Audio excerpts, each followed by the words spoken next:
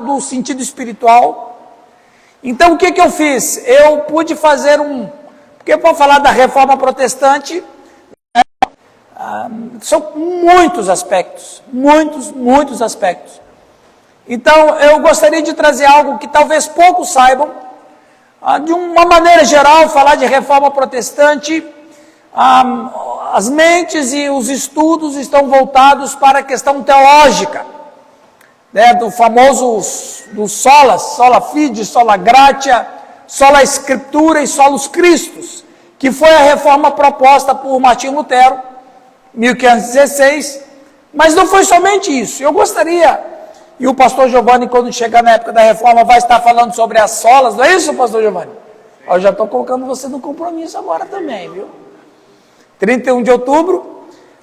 Então eu gostaria de trazer para vocês uma reflexão histórica, porém, eu fiz uma junção com textos bíblicos, para que a gente não fique somente no campo histórico, mas é para você ver como que a história e a Bíblia não se dissociam uma da outra. Então eu tenho uma proposta para vocês nesta manhã, de falar sobre a reforma protestante do século XVI e os seus benefícios do século XXI. E eu gostaria que você tivesse a vontade até de perguntar. Nós estamos numa escola bíblica. Então, eu gostaria muito que você tivesse a liberdade e a vontade de fazer alguma pergunta, ou comentário, ou coisa parecida. Fique à vontade, eu estou aqui para isso mesmo. E se você tiver alguma dúvida, alguma pergunta, alguma curiosidade, fique à vontade. Eu nunca tive nenhum problema de dizer, eu não sei essa resposta, né? Então, pode ficar à vontade e também trazer a sua pergunta. Eu gostaria de começar a nossa reflexão histórica, teológica, bíblica, lendo Romanos capítulo 1, versos 16 e 17. Romanos capítulo 1, versículo 16 e 17, que de acordo com os estudiosos, esse texto ele é conhecido como a pólvora da reforma. Foi o texto em que despertou a reforma protestante. Romanos capítulo 1, versículo 16 e 17 nos informa o seguinte: pois não me envergonho do evangelho, porque é o poder de Deus para a salvação de todo aquele que crê, primeiro do judeu e também do grego.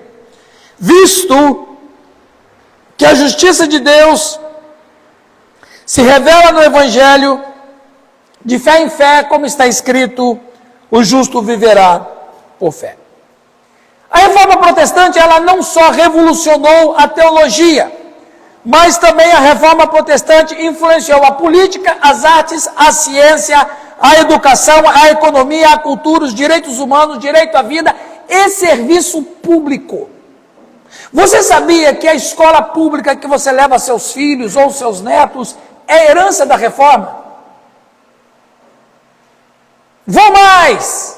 Você sabia que quando você abre a torneira da pia do banheiro para fazer a sua higiene bucal na manhã, você sabia que abrir a torneira e sair água é herança da reforma? Você sabia que o direito de se expressar, de falar, é herança da reforma? Se você vai a uma consulta no PS, é herança da reforma. São coisas que as pessoas não sabem. Porque fala-se muito da reforma, mas no campo teológico. Não é isso, pastor Giovanni?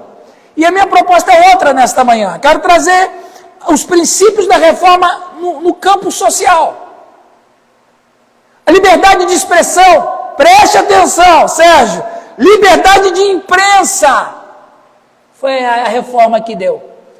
Então, como a reforma protestante, a fé cristã, um dos seus luminares é a liberdade, então alguém assim, olha, você sabe, alguém falou bem assim para mim esses dias, quando lá na abertura das Olimpíadas, foi feito aquela zombaria com o quadro de Da Vinci, e alguém falou, olha, estão zombando de Cristo. Não, mas é a gente que deu oportunidade para eles falarem mal da gente.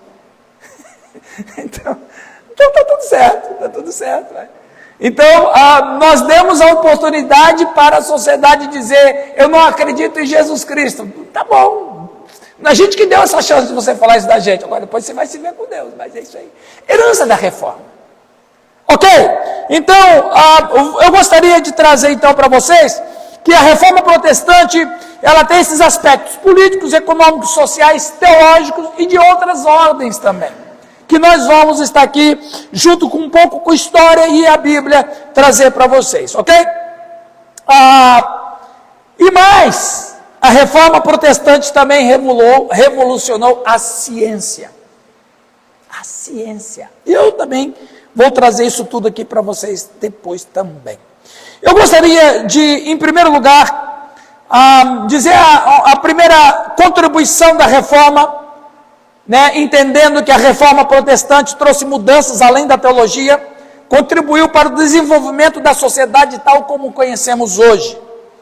Primeiro, a reforma protestante enfatizou mudança no campo sociológico. 1 Pedro capítulo 2, verso 9 diz assim: vós, porém, sois raça eleita, sacerdócio real, nação santa, povo de propriedade exclusiva de Deus, a fim de proclamardes as virtudes daquele que vos chamou das trevas para a sua maravilhosa luz. Até o momento da reforma, as pessoas eram vistas pela igreja romana como um grupo fechado sob controle. O que eu vou falar aqui é história, pessoal. Não é nada ou coisa parecida, ou uma crítica, ou coisa. É história. Então o que acontece? Você sabe que onde há analfabetismo, impera a superstição. Então, o que acontecia com os cristãos nesse período? Nesse período era o seguinte: muitas pessoas, a Europa era um caos. O analfabetismo era estrondoso. Haviam reis, alguns reis, que eram analfabetos. Quando eu falei sobre água encanada e serviço sanitário, né, você pode até pensar, não, mas o pastor está exagerando. Sabe, quando você olha, por exemplo, Londres, uma cidade glamurosa, Paris, uma cidade glamurosa, as pessoas faziam suas necessidades em baldes e jogavam nas ruas. Estou falando das grandes cidades do mundo, na Europa. A Europa era um caos, de toda a natureza, de toda a sorte. Por quê? Porque quanto mais iletrado, analfabeto é o povo, mais controle eu tenho. Mais domínio eu vou ter. E quando veio a reforma enfatizou o ser humano, o indivíduo. E uma das pedras de toque da reforma, nesse sentido, é o sacerdócio universal dos crentes. Martinho Lutero, em 1525, ele traduziu a Bíblia para o alemão. Ele traduziu a Bíblia, que era em latim, e em alemão, em latim principalmente, em grego. Agora, você pode imaginar um povo que mal sabia a própria língua, vai ler a Bíblia em latim ou grego? Nunca. Então, o que Lutero faz? Em 1525, ele traduz a Bíblia para a língua alemã. Eu fiz uma pesquisa um pouco mais curiosa sobre essa questão, e eu achei impressionante. Nos valores de hoje, a Bíblia que existia até o período da Reforma, a Bíblia, ela custava, se alguém quisesse comprar um volume de uma Bíblia, ela custava hoje, se fosse no Brasil, 5 mil reais.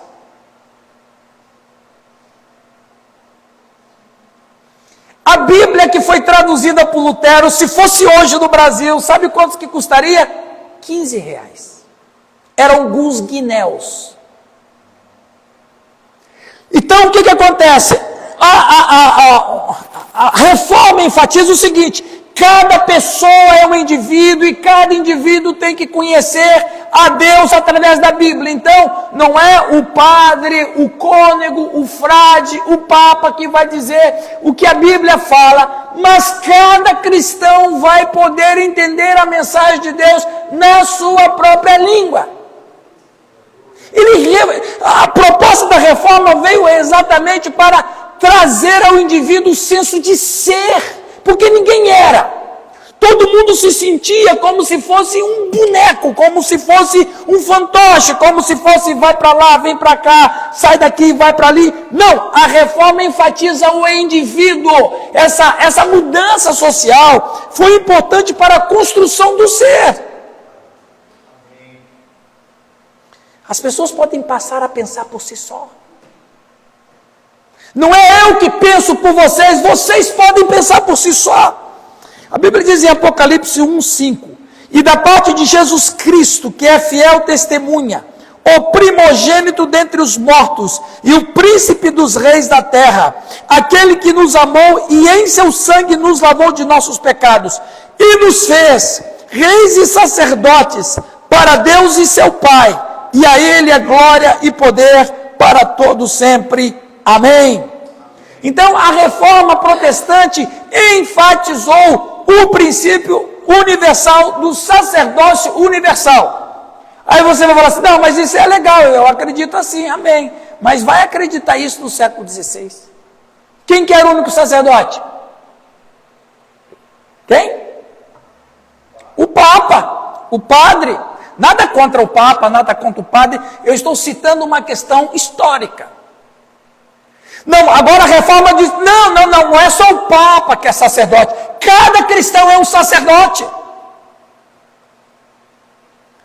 E aqui a proposta da reforma vem para resgatar esse princípio do indivíduo. Então o indivíduo passou a receber importância em seu papel como agente transformador da sociedade. Olha que interessante, quando o indivíduo começou a pensar por si, começou a entender que ele é um sacerdote de Deus, que ele é um servo de Deus também, isso passou a revolucionar a sociedade, gente.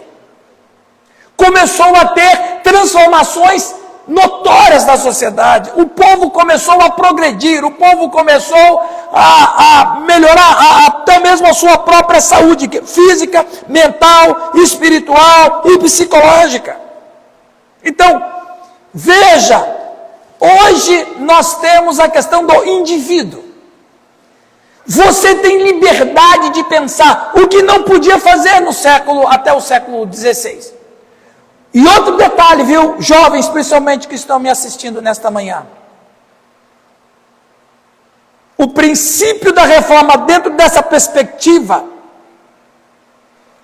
fez com que as pessoas passassem a entender que ele faz parte da teia social e que ele deve contribuir para o progresso da teia social, na teia social. O que a gente entende hoje de liberdade de expressão veio da máxima da reforma.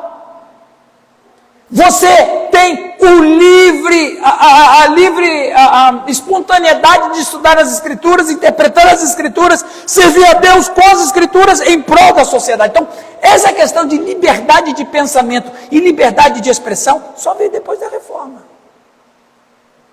Antes ninguém tinha. Aliás, hoje no Brasil, nós estamos vivendo um caos dentro dessa perspectiva, porque todos os princípios básicos da reforma, vou repetir, liberdade de expressão, liberdade de imprensa, direitos humanos, serviços públicos, tudo isso é herança da reforma, mas a ideologia marxista cooptou.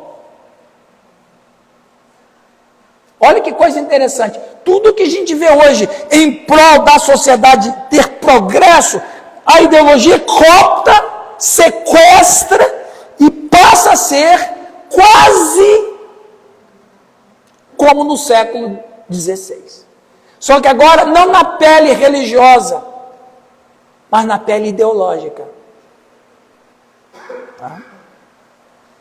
A Bíblia diz em Romanos 14:11, porque está escrito, como eu vivo, diz o Senhor, que todo joelho se dobrará a mim, e toda língua confessará a Deus. Agora, olha aqui como ele termina o texto. De maneira que cada um de nós dará conta de si mesmo a Deus. Os fundamentos de igualdade e liberdade são evolução da tese da Reforma Protestante. Na Reforma Protestante, enfatizando o indivíduo, não existe diferença entre o sacerdote e o leigo. Todos eles são iguais diante de Deus. Todos são iguais. Você já ouviu isso em alguma Constituição? Que diz lá, pelo menos na teoria, no Brasil, o que diz lá na Constituição? Todos são iguais perante a lei. Isso é princípio de onde? Da Reforma. Para você ver, irmãos e irmãs, como que a sociedade ocidental, ela está absolutamente, ela foi construída, edificada, pavimentada nos princípios da Reforma. Agora, tira a sociedade ocidental e vamos para a sociedade no Oriente Médio. Está pavimentado sobre o quê? Boa parte do Oriente Médio. No Islã. O que tem no Islã? O finado do meu pai dizia bem assim: ô filho, esse povo lá do Irã, parece, eles andam igual nos tempos de Jesus, né? Até hoje. Até hoje. No Islã. Então, o Islã cooptou, tirou o senso de liberdade. Então, a sociedade ocidental, ela é pavimentada nos princípios da Reforma. Os irmãos estão entendendo bem? Ok? Amém, meus irmãos? Então, muito bem. Vamos continuar no segundo. Se alguém tiver uma pergunta, por favor, fique à vontade, se manifeste. Segundo princípio da reforma que nós temos hoje na sociedade do século 21 é a mudança do campo social. A Bíblia diz em 1 Coríntios capítulo 10, verso 31: portanto, quer comais, quer bebais, ou façais outra coisa qualquer, fazei tudo para a glória de Deus. Eu vou repetir. Portanto, quer comais, ou bebais. As coisas mais simples da vida, comer e beber. Ou façais outra coisa qualquer, fazei tudo para a glória de Deus. A reforma, ela fez uma coisa interessante no campo social. A separação entre o sagrado e o profano foi abandonada. Porque a mentalidade até antes da reforma era o seguinte: tudo é uma coisa só. Essa ideia do profano, pessoal, não é que era uma coisa ocultista da magia negra, não. Porque na linguagem teológica histórica, profano é tudo aquilo que não é sagrado. Por exemplo, eu e o pastor Giovanni, nós temos uma função sagrada. E aí, você que tem uma profissão qualquer é uma profissão profana. Perceberam? Então, é que é do mundo, é secular. Então, veja bem, a separação entre o sagrado e o profano foi abandonada. Porque criava uma elite superior. Então, se eu sou padre, eu sou bispo, eu sou arcebispo, ou eu sou papa, eu estou acima de você, porque o que eu faço é sagrado, e o que você faz é profano, é do mundo.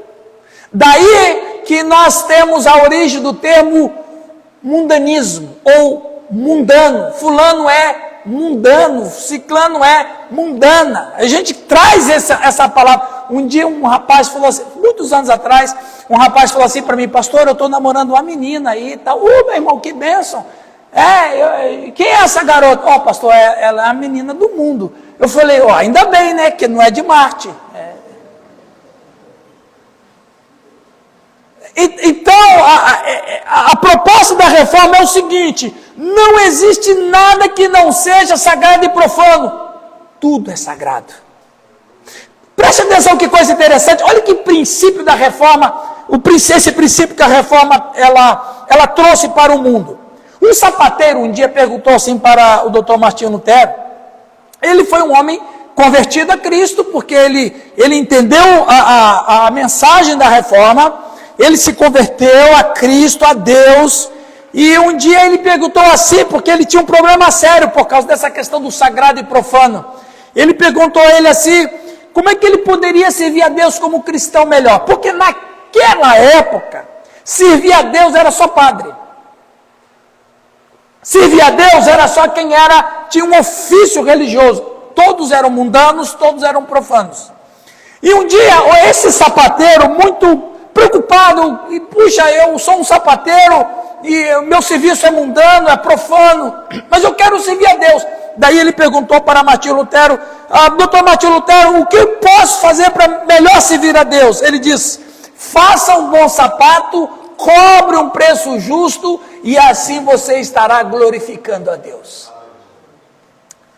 Ou em outras palavras, o que a reforma trouxe também de benefício para a gente é que você e a sua profissão não é profana, a sua profissão é sagrada, e você pode glorificar a Deus na profissão que você exerce.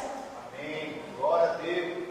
Princípio da reforma. E outra, profissão, pessoal, é dom de Deus para o quê?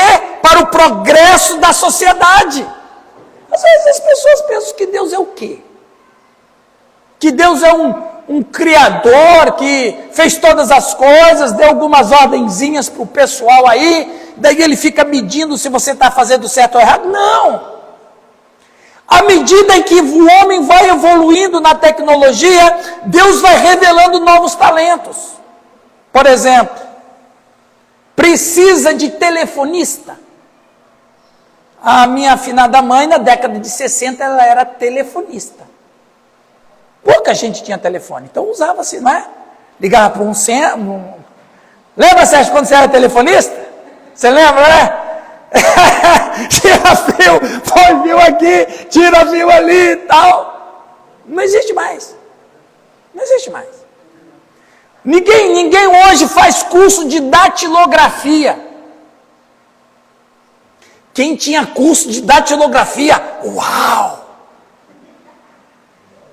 Para você ter noção, quando eu comecei a estudar no seminário, tinha na grade curso de datilografia. Se o camarada não ia prestar para ser pastor, mas ele tinha um curso de datilografia. ASDFG.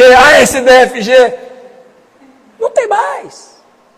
Por quê? Porque à medida em que Deus vai dando sabedoria e inteligência ao ser humano, as profissões vão mudando, elas vão alterando, Deus vai levantando novos talentos, e tudo que surge daqui para frente, eu posso fazer para a glória de Deus. Por quê? Porque eu posso fazer para a glória de Deus? Porque tudo que Deus dá para a humanidade é para o progresso da própria humanidade. Imaginaram se... Você sabia? Quem aqui já fez operação pelo raio laser? Quem que já fez? Já fez, né, irmã? Sabe que isso é herança da reforma? Geladeira, computador, telefonia celular, internet, foguete, herança da reforma, gente. Que coisa fantástica! E mais, continuando, principalmente o Martinho Lutero, ele enfatizava o seguinte: todas as profissões e tudo que o homem faz não é profano, é sagrado. Todas as nossas obras são sagradas. E eu trazendo para hoje o motorista, o dentista, o professor, o fazendeiro, o agricultor, o pastor, o guari, a diarista, o faxineiro, o zelador do prédio, tudo que se faz, podemos fazer para a glória de Deus, e eu não sabia disso, a reforma me ensinou isso. O que eu faço não é profano, o que eu faço não é do mundo, o que eu faço é no mundo para glorificar a Deus. Quer comais? quer bebais, ou fazei qualquer outra coisa, fazei tudo para glorificar a Deus. O problema nosso é o pecado, pessoal. A palavra trabalho na Bíblia, preste atenção que interessante, ela é derivada de avodá, no hebraico. Essa palavra avodá está escrita em Gênesis 2,15. Diz assim em Gênesis 2,15, ou contra-regra, pode colocar aí no... Diz assim: e tomou o Senhor Deus o homem e o pôs no jardim do Éden, para o lavrar e o guardar. Nessa tradução está até melhor, para o cultivar. A palavra cultivar no hebraico é avodá. Aí você fala, não, tá, legal, e daí? E daí que a palavra avodá, no seu sentido original, sabe o que significa? Adoração. Ou seja, a palavra usada para Adão trabalhar é uma palavra litúrgica. Ou em outras palavras, quando Adão trabalhava na terra, ao mesmo tempo essa ação dele era de louvor a Deus. Quando ele cultivava o jardim, ao mesmo tempo ele adorava a Deus. Isso se perdeu. Depois que entrou o pecado na existência humana, já não é mais avodá, é do latim tripalho. Trabalho do latim tripalho. Tripalho significa 3 paus, instrumento de tortura. Mas quando veio a reforma, a gente recuperou o avodá outra vez.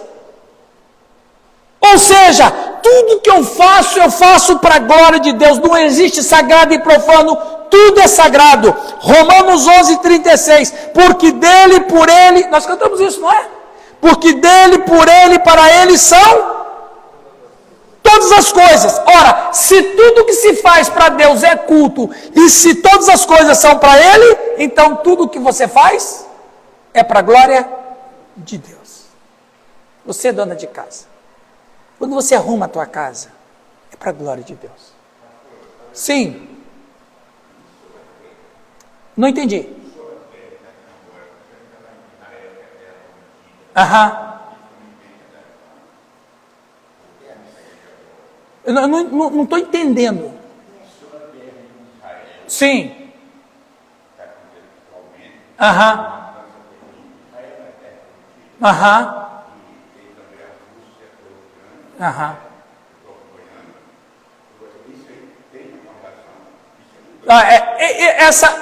Agora eu entendi, eu ouvi na verdade, agora eu ouvi.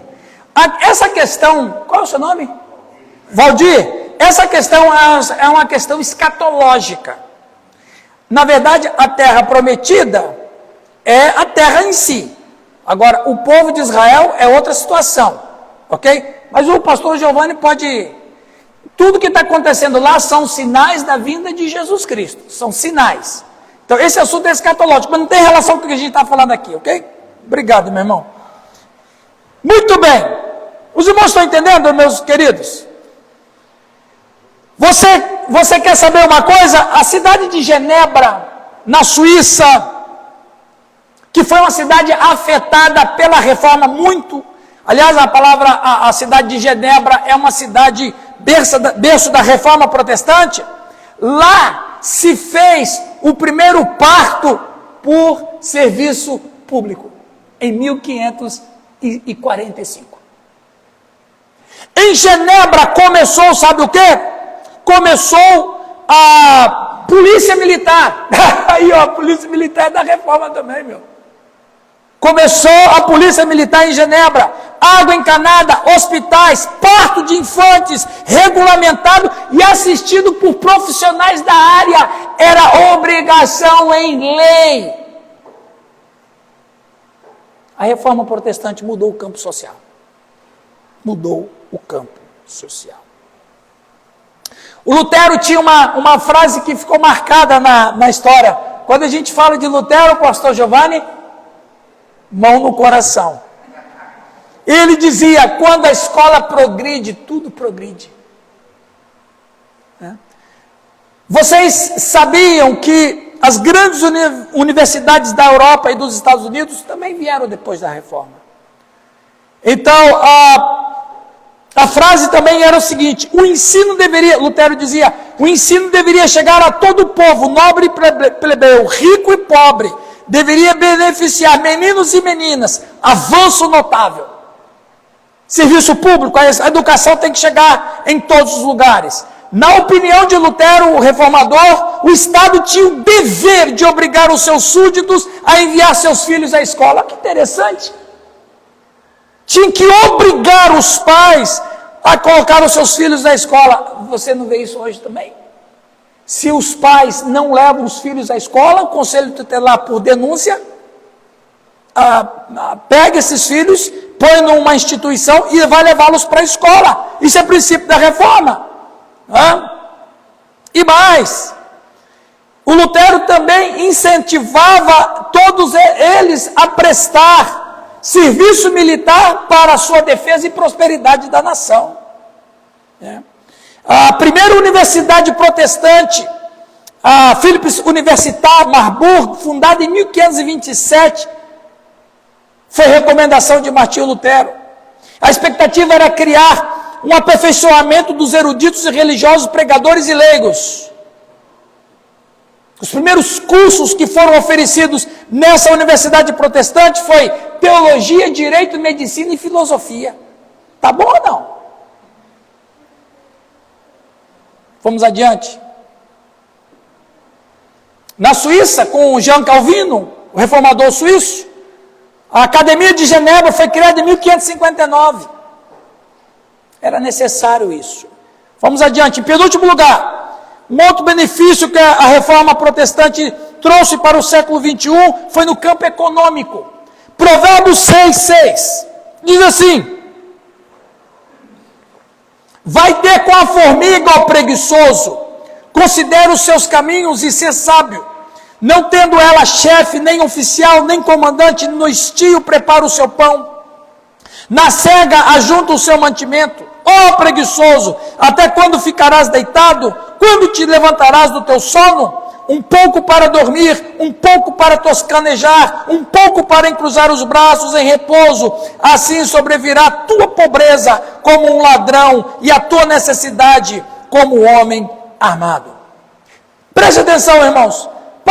Para os protestantes reformados, o trabalho passou a ser visto como vocação divina e não como simples meio de sobrevivência. O trabalho do cristão é um culto prestado a Deus. Ele nos ensina a trabalhar com seriedade, não desperdiçar, poupar para eventuais necessidades e abençoar os desamparados. Olha que coisa interessante na área econômica. No princípio da reforma, para aqueles que empregam as pessoas, é importante considerar a responsabilidade social trazida para o acúmulo de riquezas. E aí o princípio da reforma era o seguinte, que os empregadores tinham que investir nos seus trabalhadores para que eles cresçam, promovam mais fartura e traz prosperidade para si. Desenvolvimento econômico, justiça social, do ponto de vista de Deus, não do ponto de vista da ideologia, porque toda ideologia que não vem de Deus, que não produz de Deus, é maligna. Toda ideologia humana, as pessoas falam bem assim, mas tem a ideologia esquerda e tem a ideologia da direita. Ok. A da esquerda é maligna. A da direita é do homem. A direita também é do homem. É menos ruim. Mas eu devo seguir qual das duas? Nenhuma das duas. Você tem que ser conservador. Porque conservador é o princípio de Deus. Conservadorismo é o princípio de Deus. É o princípio que impele a gente para o progresso. É o que impele a gente para os bens morais, para a vida moral, para a vida ética. Então o que acontece? A reforma, ela vem para dar essa proposta, que o empregador tem que pagar o seu funcionário para que haja fartura, aonde todos vivem. Onde há fartura, onde todos vivem, há progresso. Onde há progresso, há liberdade. Onde há liberdade, há saúde, há famílias fortes, há sociedade forte, há igreja forte e há missões fortes. Gente, tudo é uma engrenagem. Pastor Giovanni falou aqui de missões. Vocês ajudam a quantas obras missionárias? Preste atenção. Uma das coisas, e a doutora Léa falou sobre o inimigo de nossas almas. Uma das coisas que o inimigo de nossas almas faz é produzir uma nação pobre. Porque até em nação pobre tem filho de Deus, sim ou não? Agora, eu pergunto, como que uma igreja pobre vai financiar missões? Por que Deus quer nações prósperas, Sérgio? Porque nações prósperas têm igrejas prósperas. Igrejas prósperas financiam missões. Mas o inimigo de nossas almas, ele quer sufocar a economia de uma nação, ao mesmo tempo ele sufoca a economia da igreja e consequentemente, a igreja fica sufocada para fazer missões. A gente não pensa nisso. Mas a reforma, ela veio a enfatizar que a economia, ela é importante para o desenvolvimento social, familiar, econômico e da igreja. Então, quer dizer, esses princípios influenciaram grandemente a economia a partir de então. O comércio, preste atenção na Europa, o comércio passou a ser mais ativo, a produção de bens cresceu em regiões influenciadas pela reforma e, consequentemente, a qualidade da vida das pessoas melhorou. Por quê? Porque o crescimento econômico foi visível e trouxe prosperidade. Agora, eu pergunto, quem é que promove prosperidade ao ser humano? Deus. Deus é a favor da prosperidade. Porque a prosperidade é um mundo de coisas boas para o ser humano. Não há prosperidade pregada hoje. Oi? Não há prosperidade pregada hoje por Bíblia. Sim. É aquela história. A prosperidade pregada pela teologia da prosperidade é uma desgraça. Sabe aquela história que alguns homens, infelizmente, nós estamos vivendo no mundo de pecadores. E até mesmo cristãos, por serem pecadores, alguns são inclinados a entender que o materialismo e o lucrismo, e eu faço diferença entre capitalismo e lucrismo. O capitalismo é um princípio de Deus, porque a prosperidade está aqui. Lucrismo é aquele que é tão materialista que ele sufoca aquele empregado porque ele quer mais. Isso aí entra dentro, mais ou menos dentro do que você está falando. Então veja bem, irmãos e irmãs, e foi boa a sua questão. A teologia da prosperidade é uma desgraça, porque ela enfatiza só um tipo de prosperidade que a Bíblia não fala que só tem isso. Que é a prosperidade material. Não, a prosperidade é um leque de situações maravilhosas. Prosperidade material, sim, porque Deus prometeu isso para a nação de Israel, quando a nação de Israel estaria para entrar na terra prometida, que você falou, Valdir. Se vocês me obedecerem, vai acontecer isso, vai acontecer isso, vai acontecer isso, vai acontecer isso, vai acontecer isso. Deus não é contra, Deus é a favor da prosperidade, porque a prosperidade é a vitória sobre a miséria. Mas o inimigo de nossas almas, como não consegue tirar tudo que Deus nos colocou, ele tenta desconfigurar aquilo que já existe. Então, quando a teologia da prosperidade enfatiza que Deus quer que você seja rico, que Deus quer que você seja próspero, enfatizando só essa questão material, ela é uma teologia nefasta. Porque não é verdade, a prosperidade é um leque, e a primeira prosperidade que Deus nos dá é a prosperidade de estar bem com Deus. Começa por aí, e daí vai uma série de coisas. Você é contra a prosperidade? Não, pelo contrário, Deus é o Deus da prosperidade, porque a prosperidade é uma resposta à miséria. Porém, eu não posso ficar entendendo que prosperidade é só ficar rico e ganhar dinheiro. Não é isso. Quando a gente fala de prosperidade dentro dessa perspectiva da reforma, ela fala de uma de uma prosperidade numa sociedade inteira, não é de seres individuais. E aqui é um outro problema na teologia da prosperidade. Ela enfatiza a riqueza individual. Não, a proposta da teologia da reforma é uma prosperidade de todos, de uma sociedade, porque uma sociedade próspera, tudo funciona maravilhosamente bem, e nós temos que lutar contra o caos, contra a miséria, contra a fome, contra a desgraça. É isso que a gente tem que lutar. Onde impera a fome, impera a corrupção. Deus é absolutamente contra isso. O princípio da reforma foi para banir a fome, banir o analfabetismo, banir os desleixos com o próprio ser humano, e engrandecer o ser humano como imagem e semelhança de Deus, e fazer com que aquela teia social haja crescimento econômico. Inclusive, um famoso sociólogo suíço, Max Weber, ele publicou em 1904 um livro que até hoje, passou de 100 anos, e até hoje ele é um livro estudado nas faculdades. A Ética Protestante e o Espírito do Capitalismo. Fala.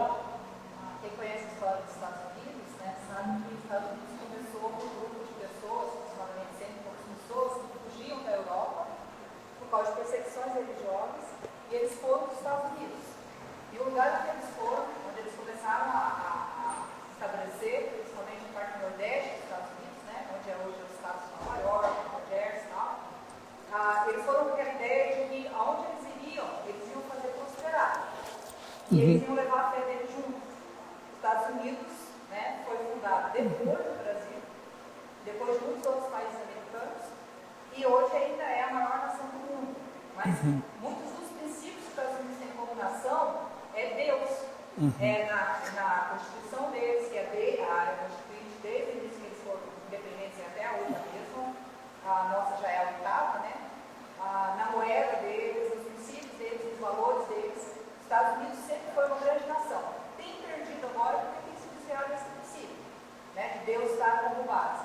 Mas cresceu muito, prosperou e financiou muitos missionários, que é a nação que mais enviou missionários no mundo inteiro, porque ela teve no início dela esses princípios de reforma. Veja bem, irmãos, o que nós estamos falando aqui na reforma, dentro desse campo econômico, é exatamente isso. É exatamente isso. Quando há prosperidade material, há prosperidade espiritual, financeira, familiar, na igreja, em todos os lugares é notório. Em último lugar, né, já está avançado o tempo. Último lugar, a reforma protestante enfatizou mudança no campo científico. A Bíblia diz em Oséias 4:6, o meu povo está sendo destruído porque lhe falta conhecimento. Conhecimento. Veja bem, a alfabetização. Porque a alfabetização é a base para a aquisição do conhecimento. A alfabetização, através do estudar, da cognição, eu passo a ter conhecimento. Eu falei no começo da mensagem, da aula, que o analfabetismo era muito comum em toda a Idade Média, especialmente nas classes mais baixas. Com a alfabetização veio um novo senso crítico. As massas não mais se apegariam cegamente ao que os padres e o Papa falavam. Havia um questionamento. A alfabetização significava que as pessoas podiam descobrir coisas por si mesmas e não apenas coisas espirituais. As pessoas começaram a se interessar cada vez mais por coisas seculares e acadêmicas. Então, o holandês do século XVI, ele disse: toda educação saudável é uma educação sem controle religioso. Toda educação saudável é uma educação sem controle religioso. Então veja, a reforma conseguiu, através do descobrimento científico, tirar do povo a ideia de que anjos ou demônios explicam os fenômenos naturais. Isso aí é demônio. Isso aí, não. A reforma protestante, através do desenvolvimento científico, começou a dar respostas científicas ao que você acha que é demônio. Aliás, Você pode, tem aquele filme muito interessante, O Livro da Rosa, né? Que mostra a ignorância das pessoas. Se produziu conhecimento e ciência como nunca no mundo. Trouxe ensino público gratuito. E eu gostaria de questionar vocês partindo para o final. Por que a ciência moderna não nasceu nas antigas civilizações? Como Mesopotâmia, Egito, China. Por quê? Por que a ciência moderna ela nasceu na Europa cristã reformada do século XVI? Por quê? Porque fora da fé, irmãos, toda a cultura era panteísta. E a relação das pessoas com a natureza era uma relação de veneração, superstição e medo. Essas culturas riquíssimas que eu citei aqui, a ciência moderna não começou por elas. A ciência, quando nasceu, ela tinha a percepção que havia um Deus que governava o universo com leis imutáveis, com leis fixas, com constantes, com equações, que fez o homem iniciar a pesquisa científica. Então, a fé cristã reformada é a alma da ciência. Eu vou aqui dizer uma coisa para vocês. Voltaire, o maior inimigo, que ele foi um famoso filósofo francês, talvez o maior ateu que já existiu. Ele diz o seguinte, que quando os filósofos subiram a montanha do conhecimento, ele encontrou os teólogos que já estavam lá há muito mais tempo. Preste atenção, irmãos e irmãs. A fé cristã, quando ela toma forma na Europa depois da reforma, ela desacralizou a natureza. A natureza não tem nada de misticismo, não. Existem fenômenos naturais, científicos, comprovadamente. Ou seja, a reforma protestante fez com que os reformados olhassem para a natureza e diziam: Deus fez o mundo, agora vamos descobrir como é que ele fez. Vamos estudar isso aí. Ou seja, foi a percepção que o homem teve de que foi criado a imagem e semelhança de Deus, que fez o homem se convencer que a sua mente era racional e tinha a lógica de Deus. E com essa mente, procurou descobrir como que Deus fez. Preste atenção, e eu vou dizer uma coisa que se eu estivesse no auditório de uma universidade, eu seria vaiado.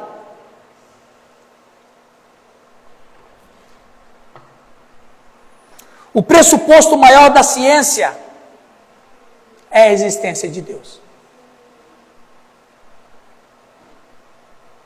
Vou repetir. O pressuposto maior da ciência é a existência de Deus.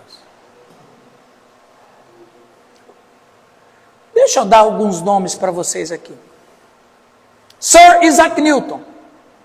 Ele é chamado de quê? Temos um professor aqui de física, pai da física.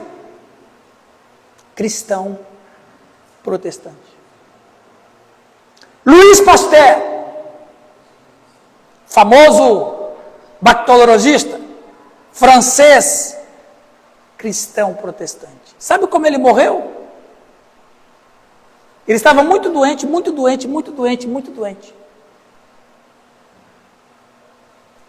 Ele estava na cama. Ele escrevia versículos bíblicos. No quarto dele tinha um varal, porque a tinta era tinta mesmo, né? Ele escrevia os versículos bíblicos, pendurava no varal do quarto dele, lotado o varal, o quarto inteiro. Quando a tinta ia secando, um empregado dele pegava aquele versículo e jogava pela janela. Ele é o pai das caixinhas de promessa. Louis Pasteur, grande bacteriologista, grande biólogo, cristão. Nicolau Copérnico, astrônomo, cristão. Blaise Pascal, matemático, cristão, protestante. Inclusive, ele é o famoso pai da aposta de Pascal. Depois vocês procuram isso aí na internet. Charles Babbage, Foi o primeiro homem que desenhou um computador no final do século XIX, cristão protestante. Michael Faraday, teoria magnética, declarava, o Michael Faraday, ele declarava, eu sei que meu Redentor vive. James Clerk Maxwell, da eletrodinâmica, eu estou falando só os cabeças, não estou falando um cientista, eu estou falando os cabeças. Samuel Morse, o inventor do telégrafo, uma vez dando uma entrevista, perguntaram para o Samuel Morse, o famoso código Morse, ele que criou também, como é que ele conseguiu descobrir o telégrafo? Ele disse, foi resposta de oração. Ele falou que sem Cristo ele não podia descobrir aquilo. William Herschel, astrônomo, descobridor do planeta Urano em 1781, ele disse que todas as descobertas humanas parecem ter o propósito único de confirmar a Bíblia. Aí tem esses modernos professores da faculdade, cheio de teologia de demônios, que vem falar que Deus não existe, que vem dizer que os evangélicos e os católicos em geral é tudo um grupo de brutos, ignorantes e irracionais. Eles são o que são graças a nós. Se eles estudam na faculdade, graças a nós. Se eles são cientistas, graças a nós. Se usa o computador, graças a nós. O pai do foguete, o alemão, o luterano, o pai do foguete, que inventou o foguete. Sem ele não haveria descobertas fora da nossa órbita. Eu falei do raio laser. Um dos inventores do raio laser, em 1961, era professor de escola dominical no estado de Michigan, nos Estados Unidos, professor de crianças. Não vem falar de nós, não. Não vem falar de nós, não. Se vocês não quiserem aceitar a nossa fé, então vamos tirar tudo que os nossos irmãos descobriram e inventaram. Vamos tirar tudo. Tá bom, ok, nós somos um grupo de brutos, ignorantes e irracionais, ok. Então nós vamos tirar da sociedade tudo que nós inventamos. Tudo. Vamos tirar a geladeira. Nós vamos tirar telefone celular. Nós vamos tirar todos os instrumentos de aparelho em laser. Nós vamos tirar carro. Nós vamos tirar a tecnologia da aeroespacial. Vamos falar para o Elon Musk devolver tudo para nós. Eu vou perguntar para vocês, o que vai sobrar para a humanidade? O que vai sobrar para a sociedade? Nada! Tudo que nós temos de tecnologia, graças à reforma protestante, falam mal de nós, mas se eles estão vivendo nessa tecnologia, graças a nós. Querem falar mal da gente? Falem, nós que demos o direito de você falar mal da gente. Agora, depois você se vê com Deus. Ah, Deus não existe. Pode falar que Deus não existe. Pode fazer zombaria com Deus. Nós demos a liberdade de você falar isso. Depois você acerta com Deus. Eu quero falar do mal do seu Deus. Pode falar, foi eu que te dei a oportunidade de você falar mal do meu Deus. Mas depois você acerta com ele. Reforma protestante vai além das fronteiras. Vai além das fronteiras. Amém, meus irmãos? Amém. Eu sei que não é um assunto muito bom, porque história, não é? História, professor de história é complicado, né? Ou matéria que ninguém gosta no colégio, né? Eles preferem física, mas não preferem história. Alguma pergunta, algum comentário, os irmãos estejam à vontade. 55 minutos de aula, tá bom, né, pastor João? Deus nos abençoe, irmãos. Eu gostaria de orar. Senhor nosso Deus, obrigado nesta manhã, porque a reforma protestante ocorrida há mais de 500 anos, trouxe tanta coisa boa para nós. Obrigado, Jesus, porque nós estamos aqui nesta manhã, podendo estudar e descobrir tanta coisa especial que aconteceu na nossa sociedade. Nós oramos para que o Brasil seja liberto daqueles que estão cooptando e sequestrando as ideias que o Senhor deu para os nossos pais reformadores. Ninguém pode tirar aquilo que o Senhor deu. Ninguém pode tirar a bênção que o Senhor deu. Porque tudo que nós possuímos, casa, carro, sítio, fazenda, tudo que nós temos, foi o Senhor que deu. E nem o Estado tem o direito de tirar o que o Senhor deu para nós. O Senhor nos deu filhos. O Estado não tem o poder de tirar os filhos que o Senhor Deus nos deu. O Senhor nos deu a liberdade e nenhum Estado tem o direito de tirar a liberdade. Jesus é a liberdade e Ele dá e promove a liberdade ao ser humano. O Estado não tem esse direito, Senhor, de tirar a liberdade. E também não tem direito de tirar a liberdade da gente expressar a nossa fé. Então, Senhor, que essa mensagem nesta manhã possa traga aos irmãos a importância da reforma, o movimento que o Senhor começou.